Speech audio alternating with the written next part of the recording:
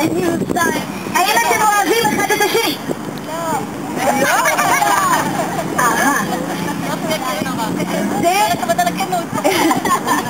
זה מעולה, כי אתם יודעים למה? היום, יחד עם רועי, אנחנו הולכים לעשות משימות מאוד מורכבות, שתדעו לכם שהמשפחה של רועי אמרה לנו, בשום פנים ואופן אל תעשו את המשימות האלה, הם לא יצליחו.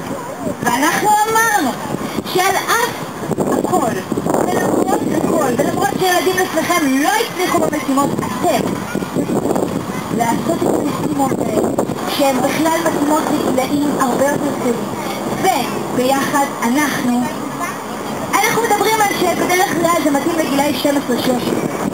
אתם בני? 8-9. מי יודע בין כמה רועי? 10. רועי? בין כמה 9? רועי? אני הייתי לפני 5 ימים, היה לי את היום יום הולדת האמיתי, שמאז אני כבר בן 8, אבל היום כבר כאילו.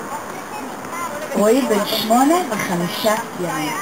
גבירותיי ורבותיי, מדובר פה לילד בן 8 ו5 ימים שהולך לעשות משימות מורכבות יחד עם החברים המעולים שלו. עכשיו תקשיב, רועי מחזיק ביד שלו כדור. אנחנו הולכים לעשות עכשיו משחק כזה.